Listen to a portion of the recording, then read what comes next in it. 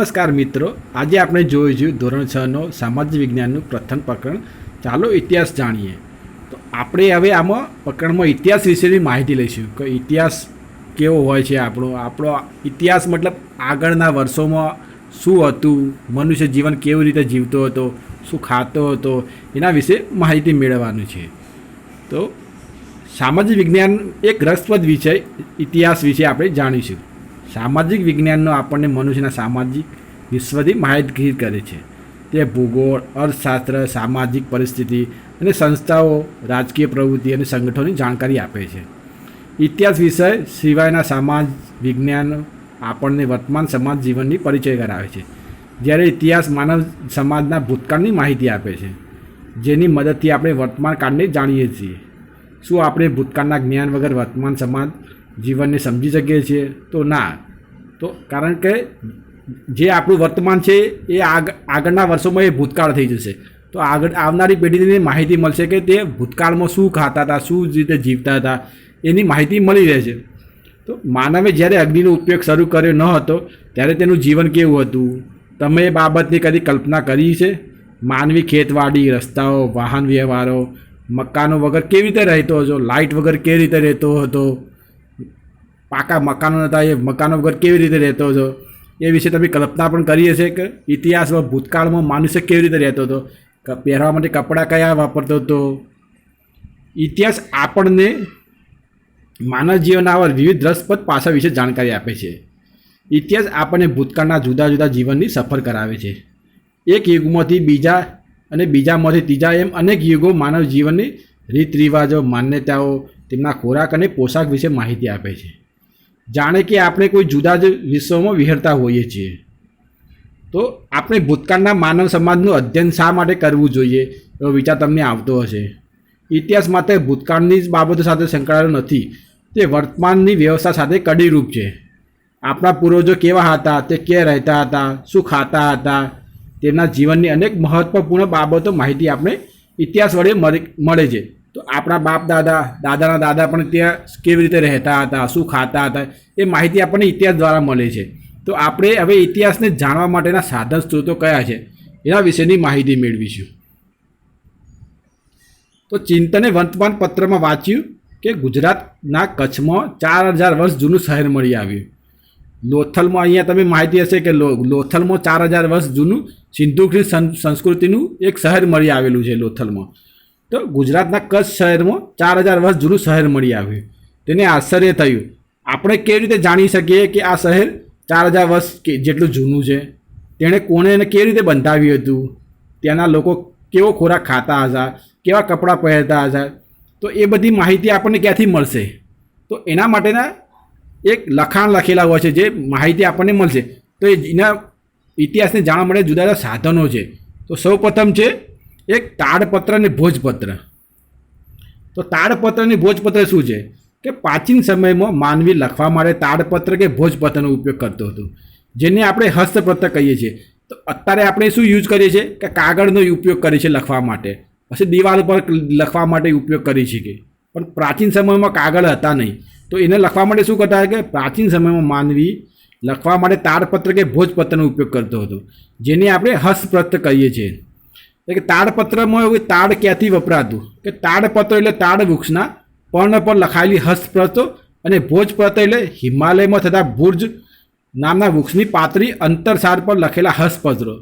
કે તાડપત્ર એટલે શું કે જૂના જમાનામાં તાડના વૃક્ષના પર્ણ બહુ સારી એવી ક્વોલિટીના હોતા, તે લાંબા સમય સુધી ટકી રહેતા. તો તેના પર લખાણ કરેલું હતું, એટલે એને તાડપત્ર કહે છે. અને ભોજપત્રમાં શું થતું કે હિમાલયમાં ભુર્જ નામના વૃક્ષની પાતળી અંતરસાલ મતલબ સાલ હોતી, જે ઝાડ વૃક્ષની સાલ ઉપર લખાયેલા હસ્તપત્રો હતા, તો એના પર ભોજપત્રો લખાતા. તો તાડના પર્ણ અને ભુર્જ વૃક્ષની સાલ પર તે હસ્તપત્ર લખતો, તેમાંથી આપણને તેની ભાષા અને જીવન જીવવાની પદ્ધતિની જાણકારી મળે છે. કે જૂના જમાનામાં તાડ અને વૃક્ષની સાલ ઉપર લખતા હતા, તો એના પરથી આપણે અનુમાન લગાવી શકીએ છીએ કે મનુષ્ય એ વખત કેવું જીવન જીવતા હશે, એ વખત કેવા સાધનોની ઉપલબ્ધિ હશે. તો આવી અનેક હસ્તપ્રતો મળી છે. તાડપત્ર અને ભોજપત્ર પર લખેલી હસ્તપ્રતોમાંથી ભારતના પ્રાચીન યુગના માનવી વિશેની આપણને માહિતી મળે છે. તો અહીંયા આકૃતિ આપેલી છે કે તાડપત્ર અને ભોજપત્રની આકૃતિ આપવામાં આવેલી છે. આવી હસ્તપ્રતો મંદિરો અને મઠોમાં સચવાયેલી છે. તો તમે જૂના જમાનાના મંદિરો જોયા છે, ત્યાં આવી તાડપત્રો અને ભોજપત્રો સચવાયેલા છે. તો તમે એક અહીંયા પાટણમાં પણ હેમચંદ્રાચાર્ય યુનિવર્સિટી છે, ત્યાં પણ તમે તાડપત્ર અને ભોજપત્ર જોવા મળશે. એ સંગ્રહ કરેલા છે, મ્યુઝિયમમાં સંગ્રહ કરવામાં રાખેલા આવે છે. કે હવે તાડપત્રમાં કઈ ભાષામાં લખેલું હોય છે, તો તેમાં સંસ્કૃત, પ્રાકૃત અને તમિલ ભાષામાં લખાણ મળે છે. તો આપણને એના પરથી માહિતી મળી કે ભાઈ 4000 વર્ષ પૂર્વ માણસો કઈ ભાષા બોલતા હતા. તો સંસ્કૃત બોલતા હતા, પ્રાકૃત ભાષા બોલતા હતા અને તમિલ ભાષા બોલતા હતા. તો એ તાડપત્રમાં લખાણ પર મળેલા છે. તો આપણે અનુમાન લગાવી શકીએ છીએ કે પછી એ તાડપત્ર પર શું લખેલું હતું. તો તાડપત્ર પર લખેલી તો કવિતાઓ લખેલી હતી, નાટકો, વાર્તાઓ અને મહાકાવ્ય પણ તાડપત્ર અને ભોજપત્ર પર મળી આવે છે. તો એ ભોજપત્ર અને કવિતા અને નાટકો પછી આપણે અનુમાન લગાવી શકીએ કે એ વખત મનુષ્ય કેવું જીવન જીવતો હતો, કેવી રીતે રહેતો હતો. તે એ વખત પણ કવિતાઓ સાંભળવા મળતી હતી, નાટકો ભજવાતા હતા અને મહાકાવ્ય પણ રચાતા હતા. તો એ માહિતી આપણને મળી રહે છે. તે પોથી સ્વરૂપો પણ સચવાયેલી છે. પોથી મતલબ બુક બાઇન્ડિંગ, આપણે જે બુક કહીએ છીએ ને એમ બધા એક પત્રો ભેગા કરીને એક બુક બનાવવામાં આવે છે, એને પોથી સ્વરૂપ કહે છે. જેમાં ધાર્મિક રીત રિવાજો, સામાજિક માન્યતાઓ, રાજાઓની જીવનશૈલી, વિજ્ઞાન, શિક્ષણ, દવાઓ, પ્રાણીઓ વિશે મોટા પ્રમાણમાં માહિતી મળી રહે છે. તો હવે આપણે જોઈ લીધું તાડપત્ર અને ભોજપત્ર વિશે તો જાણી લીધું. હવે જોઈશું અભિલેખો. તો અભિલેખો શું છે? ધાતુ અને પથ્થર પર કોતરાયેલા કે લખેલા લેખ અભિલેખ કહેવામાં આવે છે.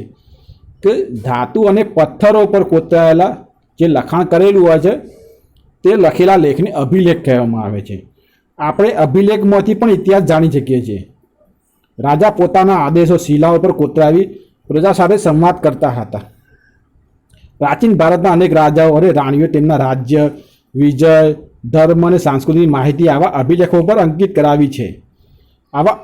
આવા શિલાલેખો અને અભિલેખો પણ લખાયેલા લખાણો લાંબા સમય સુધી ટકી રહે છે. તો અશોકનો શિલાલેખ ખૂબ જ જાણીતો છે. તો અહીંયા આકૃતિમાં આવેલો છે કે અશોકનો શિલાલેખ જૂનાગઢમાં. ત્યાં જૂનાગઢમાં રાજા સમ્રાટ અશોકે પોતાના યુદ્ધ માટે શું શું કર્યું અને સંદેશ પણ પાઠવ્યો છે તે એક મોટા પથ્થર ઉપર લખેલો છે. તે મોટા પથ્થર પર લખાણ કરેલું હોય છે ને અભિલેખો કહે છે. તો હવે છે ત્રીજું છે તામ્રપત્ર. તાંબ એટલે તાંબાના પાત્રો પર જે કરેલું હોય છે તામ્રપત્ર કહે છે. તો તાંબાના પત્રા ઉપર કોતરીને લખવામાં આવતું લખાણ એટલે તામ્રપત્ર. અનેક રાજાઓએ પોતાના વહીવટીતંત્ર અને દાનની માહિતીઓ તામ્રપત્ર પર કોતરી આવી છે. ગુજરાતમાં આવા તામ્રપત્રો મોટી સંખ્યામાં મળી આવે છે, જેમાંથી રાજાનું નામ, તેના ધર્મ, વહીવટતંત્ર અને દાન ધર્મની વિગતો મળે છે. આવા તામપત્રો શ્રી હેમચંદ્રાચાર્ય જૈન જ્ઞાન મંદિર, પાટણ, ઉત્તર ગુજરાત, જે HNG યુનિવર્સિટી કહેવામાં આવે ત્યાં મંદિરમાં, પછી ND institute of Indology Navrangpura જે અમદાવાદ આવેલી છે ત્યાં, ભોજો અધ્યયન અને સંશોધન વિભાગ, વિદ્યાભવન અમદાવાદ, શ્રી મહાવીર જૈન આરાધ્ય કેન્દ્ર, કોબા ગાંધીનગરમાં પણ સચવાયેલા છે. તો આ તામ્રપત્રમાં શું હોય છે કે કોઈ બી તાંબાના પત્રા ઉપર ને કોતરીને લખવામાં આવે છે, તો એને તામ્રપત્ર કહે છે. કે જૂના જમાનામાં રાજાઓ પોતાના કામ જે કરેલા હોય એ લખવામાં આવતા. તો અને મોટી સંખ્યામાં પણ મળી આવેલા છે. અને એ બધા સચવાયેલા ક્યાં સચવાયેલા છે? એક તો છે હેમચંદ્રાચાર્ય જૈન જ્ઞાન મંદિરમાં જે પાટણમાં આવેલું છે. પછી બીજું છે LD ઇન્સ્ટિટ્યૂટ ઓફ ઇન્ડોલોજી જે નવરંગપુરા અમદાવાદ આવેલી છે. બીજું છે ભોજો અધ્યયન અને સંશોધન વિદ્યાભવન અમદાવાદ. અને ત્રીજું છે શ્રી મહાવીર જૈન આરાધ્ય કેન્દ્ર, કોબા ગાંધીનગર, ત્યાં પણ આવેલું છે. હવે તામ્રપત્રમાં પણ કેવા આવે છે? અત્યારના જમાના આપણે સિક્કો તો જોઈએ છે, તો 1 રૂપિયાના સિક્કા ઉપર કોનો ફોટો હોય છે, 2 રૂપિયાના સિક્કા પર કોનો ફોટો હોય છે, એમ જૂના જમાના પણ સિક્કાનો ઉપયોગ થતો. તો હવે સિક્કાનો પણ ઇતિહાસ આપણે જાણીશું કે સિક્કા પણ ઇતિહાસ જાણવાનું અગત્યનું સાધન છે. તો પહેલાંના જમાનામાં સિક્કા કેવા ઉપયોગ થાય? સોનાના સિક્કા ઉપયોગ થતા. તેના પર રાજાની છબીઓ હતી, કઈ સાલમાં એના વિશેની માહિતી હતી. પછી એના પછી તાંબાના સિક્કા આવતા, ચાંદીના સિક્કા આવતા. તો સિક્કા વડે પણ આપણે ઇતિહાસની માહિતી મેળવી શકીએ છીએ. તો સિક્કા પણ ઇતિહાસ જાણવાનું અગત્યનું સાધન છે. સિક્કા પર રાજાનું નામ, તેના ધર્મ, સંસ્કૃતિ તથા તેના સમય વગેરેની માહિતી મળે છે. ભારતમાં ઈસવીસન પૂર્વે 5મી સદીના પંચમાર્કના સિક્કા મળી આવેલા છે, જે સૌથી જૂના સિક્કા છે. આપણને ભારતમાં ઈસવીસન 5મી સદીના પંચમાર્કના સિક્કા મળી આવે છે, જે સૌથી જૂના સિક્કા કહેવા છે. આ સિવાય ગ્રીક રાજાઓ, મૌર્ય કાળ અને ગુપ્ત યુગના અનેક સોના ચાંદીના સિક્કા જે તે રાજ્યની સામાજિક, ધાર્મિક અને આર્થિક રાજ્યની માહિતી આપે છે. તો સિક્કાનો પણ આપણે સિક્કા વડે પણ આપણે ઇતિહાસ જાણી શકીએ છીએ કે ચલણ માટે ત્યાં અત્યારે જેમ આપણે રૂપિયાનો, 2 રૂપિયાનો, 5 રૂપિયાનો સિક્કાનો ઉપયોગ કરીએ છીએ, 10 રૂપિયાના સિક્કાનો ઉપયોગ કરીએ છીએ, એ વખત પણ ચલણ માટે રાજાઓ સિક્કાનો ઉપયોગ કરતા અને એ સિક્કા પરથી આપણને ધર્મ અને સંસ્કૃતિ વિશેની માહિતી મળી આવે છે. તો અહીંયા આકૃતિમાં આપેલા છે કે આકૃતિ તમે જોઈ શકો છો અને પંચમાર્કના સિક્કાઓ પણ જોઈ શકો છો. તો પંચમાર્કના સિક્કામાં કેવું હોય છે, ધાતુ ટુકડાઓને સાપ ઉપચાવવા બીબામાં મૂકીને દબાણ આપી બનાવતા સિક્કાઓ પંચમાર્કના સિક્કા તરીકે ઓળખાય છે. તો પંચમાર્કના સિક્કાઓ કેવી રીતે ઓળખાય છે કે ધાતુના ટુકડાઓને સાપ ઉપસાવવા બીબામાં મૂકીને દબાણ આપી બનાવતા સિક્કાઓ પંચમાર્ક સિક્કા તરીકે ઓળખાય છે. તો હવે આપણે તો જોડે કે ઇતિહાસ માટે કયા કયા યુઝ કરી છે કે તાડના પત્ર, ભોજપત્ર, પછી અભિલેખા, પછી તામ્રપત્રો, સિક્કાઓ વડે આપણે ઇતિહાસ જાણી શકીએ છીએ. ત્યાં ઇતિહાસ લખેલો હોય છે, ત્યાંથી આપણને માહિતી મળે છે. હવે જોઈએ તો ઇતિહાસના અભ્યાસીઓ, પુરાતત્વ શાસ્ત્રીઓ, ઇતિહાસકારો અને પ્રવાસીઓ. તો અમુક માહિતી આપણને ક્યાંથી મળે છે કે કોઈ પ્રવાસી હોય તો એને પોતાની બુકમાં લખેલું કે અહીંયા હું ફરવા ગયો હતો તો અહીંયા મેં આવું જોયું. પછી આપણા ગવર્મેન્ટ, ગુજરાત સ્ટેટ ગવર્મેન્ટ, પછી સેન્ટ્રલ બોર્ડ ગવર્મેન્ટે પણ પુરાતત્વ વિભાગ રાખેલો છે. ત્યાં પુરાતત્વ વિભાગ આ બધું પુરાતત્વ માહિતીઓ જ એકઠી કરે છે. પછી ઇતિહાસકારો પણ એમ કહી શકે, અનુમાન લગાવે છે કે ભાઈ આટલા વર્ષે પૂર્વ આવું હતું, એના માહિતી મળી રહે છે. માનવ સમાજનો ભૂતકાળ જાણવા આપણને પુરાતત્વ શાસ્ત્રીઓ, જેને અંગ્રેજીમાં આર્કિયોલોજિસ્ટ કહે છે, તે સંશોધન કરીને માહિતી આપે છે. તેઓ પ્રાચીન સ્થળો પર જઈને ઉત્ખનન કરી મકાનો, સિક્કા, ઈંટો, પથ્થરો, ઓજારો, ખોરાકના નમૂનાઓ, મનુષ્ય અને પ્રાણીના હાડકારા વગેરે શોધીને તેનો અભ્યાસ કરે છે. તે સમયના માનવોની સંસ્કૃતિને આપણને અવગત કરાવે છે.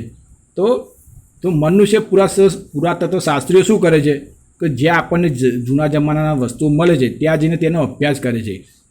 ઈંટોનો, પથ્થરોનો, ઓજારોનો, ખોરાકના નમૂનાનો, મનુષ્યના હાડકાં મળે તો એનો અભ્યાસ કરે છે, પ્રાણીના હાડકાં મળે છે એનો અભ્યાસ કરે છે.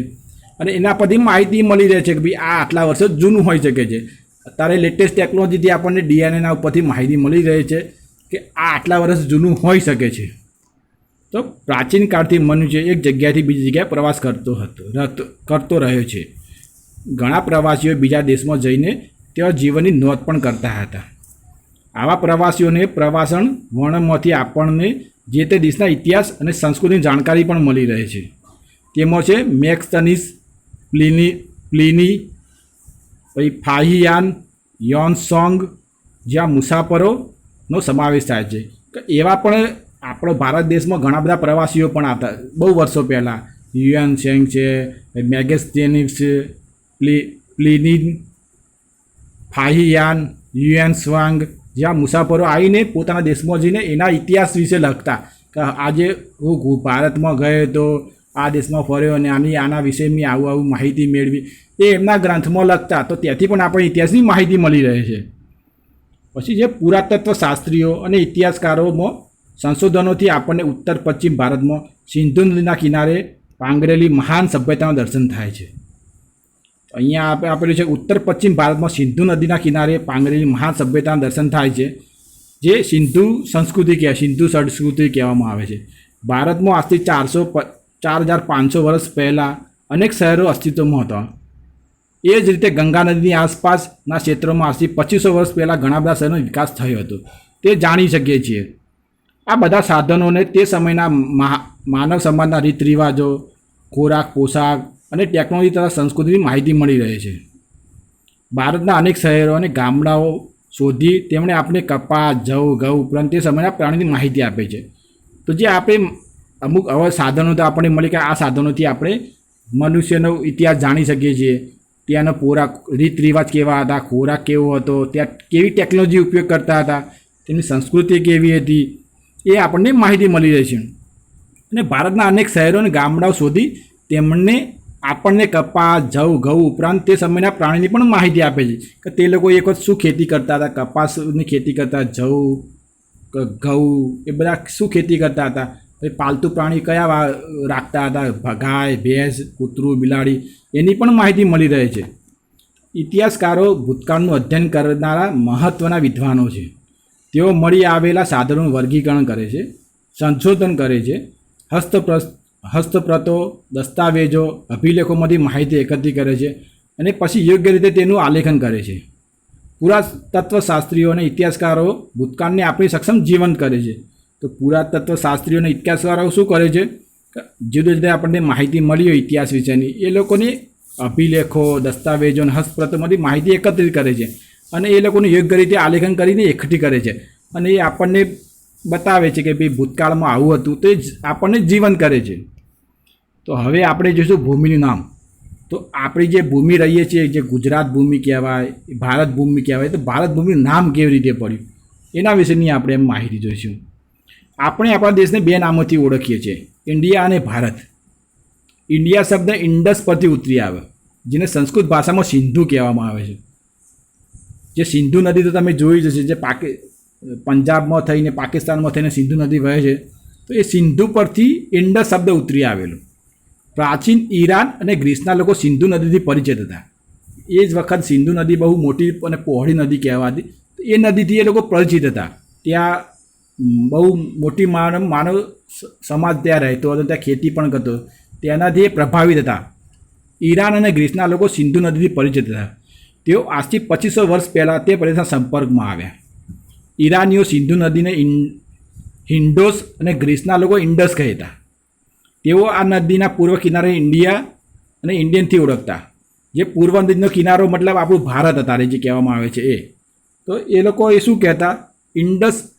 અને એટલે ઈરાની લોકો સિંધુ નદીને શું કહેતા? હિન્ડોસ કહેતા. અને ગ્રીસના લોકો શું કહેતા? ઇન્ડસ. અને તેઓ આ નદીના પૂર્વ કિનારેને ઇન્ડિયા કહેતા. ભારત એ નામ ઋગ્વેદમાંથી આપણને જાણવા મળ્યું છે.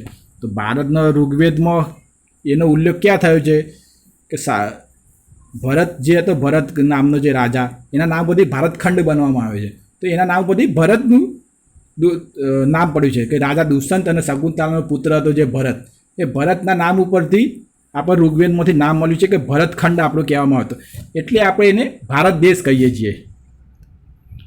ભારત નામનો માનવ સમૂહ ઉત્તર પશ્ચિમ ભારતમાં આવીને વસેલો. તેમના નામ પરથી આપણો દેશ ભારત તરીકે ઓળખાય છે. ભરત નામનો માનવ સમૂહ, જે ભરત રાજા હતો, એને પોતાનું રાજ્ય વિકસિત કર્યું અને ભારતખંડની રચના કરી. તો એ નામ પરથી આપણે ભારત દેશ તરીકે ઓળખીએ છીએ. આ સમૂહનો ઉલ્લેખ સંસ્કૃતની આરંભિક કૃતિ ઋગ્વેદમાં પણ મળી રહે છે કે ભારત દેશનો ઉલ્લેખ ક્યાં અને કેવી રીતે નામ પડ્યું એનો ઉલ્લેખ આપણને ઋગ્વેદ નામના ગ્રંથમાંથી મળી રહે છે. તો હવે જોઈશું સાલવારી, મતલબ કયા સાલમાં કોનો જન્મ થયો, એ બધું ઈસવીસન પૂર્વે શું હતું ને એ બધી માહિતી આપણે જોઈશું. ઇતિહાસમાં સમયનું ખૂબ જ મહત્ત્વ છે. ઘટનાઓ સમય અને સ્થાનની સાથે જ લખી શકાય. આપણે સમય, તારીખ, માસ અને વર્ષ સાથે સાંકળીને સમજી છીએ. જેમ કે 20 જુલાઈ 2018 શુક્રવાર. આ પ્રમાણે સમયની ગોઠવણી ઈસુ ખ્રિસ્તના જન્મ સાથે સંકળાયેલ છે. ઈસુ ખ્રિસ્ત ધર્મના સ્થાપક ઈસુ ખ્રિસ્તના જન્મને દુનિયામાં કાળગણ સાથે જોડવામાં આવે છે.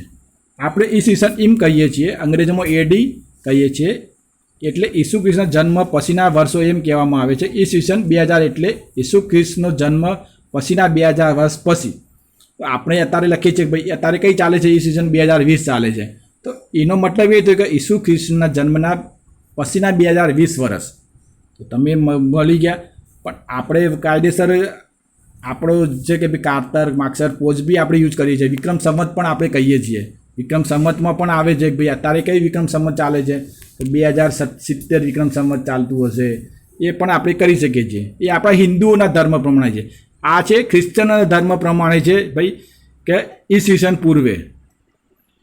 તો એ જ રીતે ઈસવીસન પૂર્વ, બીસી બિફોર ક્રિસ્ટ, એટલે મતલબ ઈસવીસન પૂર્વ કે ભાઈ ઈસુ ખ્રિસ્તના જન્મના પહેલાં, એટલે બીસી કહેવામાં આવે. અને એડી એટલે આફ્ટર જન્મ પછી. તો એટલે ઈસુ ખ્રિસ્તના જન્મ પહેલાં ઉદાહરણ તરીકે ઈસુ પૂર્વ 2020. તો અહીંયા આપેલું છે ઈસુ પૂર્વ 2000 એટલે શું? ઈસુ ખ્રિસ્તના જન્મના 2000 વર્ષ પહેલાં. તો તમે અહીંયા જોઈ શકો છો ઈસુ ખ્રિસ્તનો જન્મ આપેલો છે 0 ઉપર. કે પહેલી સદી શું કહેવામાં, પછી બીજી સદી, ત્રીજી સદી, ડાબી બાજુ જવો તો એ 5મી સદી સુધી આપેલી. તો ઈસવીસન પૂર્વે કહેવામાં આવે છે. અને જમણી બાજુ તમે જોવા છો તો ઈસવીસન એડી, પહેલી સદી, ઈસવીસન પછી, એટલે મતલબ ઈસુ ખ્રિસ્તના જન્મના પછી કહેવામાં આવે છે. તો ઘણીવાર સલવારીને એડીને બદલે સી અને બીસીને બદલે બીસી તરીકે પણ લખવામાં આવે છે. સી એટલે કોમન ઇરા, જ્યારે બીસી એટલે બિફોર કોમન એરા. ખ્રિસ્તી ધર્મ વિશેના મોટા ભાગમાં રાષ્ટ્રો સાથે સંકળાયેલો હોવાથી અનેક રાષ્ટ્રો જેમ આપણે ભારતમાં પણ આ ચલાવણીનો ઉપયોગ કરે છે. અને ઘણીવાર બીપી એટલે બિફોર પ્રેઝન્ટનો શબ્દ પણ ઉપયોગ કરીએ છીએ. તો તમે આ પ્રકરણમાં તમે ઇતિહાસ વિશેની માહિતી મળી ગયા કે ઇતિહાસને ઓળખવા માટે શું શું આપણે કરીએ છીએ, કે ઇતિહાસને જાણવા માટે આપણે તાડપત્ર, ભોજપત્ર એના પર આપણને માહિતી મળી રહે છે ઇતિહાસ વિશેની. ભોજપત્ર, પછી છે અભિલેખો, તામપત્રો, સિક્કા, પછી ઇતિહાસ પુરાતત્વકારો, ઇતિહાસકારો અને પ્રવાસી લોકો શું કરે છે એ લોકો પર બી માહિતી મળી રહે છે. અને ઇન્ડિયાનું નામ કેવી રીતે પડ્યું, ઇન્ડસ પરથી નામ કેવી રીતે પડ્યું, એ સિંધુ નદીના કિનારે હોવાથી ઇન્ડિયાનું નામ પડ્યું. અને ભારતનું નામ કયા ગ્રંથમાં આપેલું છે, કે ભારતનું નામ ઉલ્લેખ કરવા માટે ઋગ્વેદ ગ્રંથમાંથી એનો ઉલ્લેખ કરી શકીએ છીએ. તો તમે આ ચેપ્ટરમાં તમને માહિતી મળી ગઈ હશે.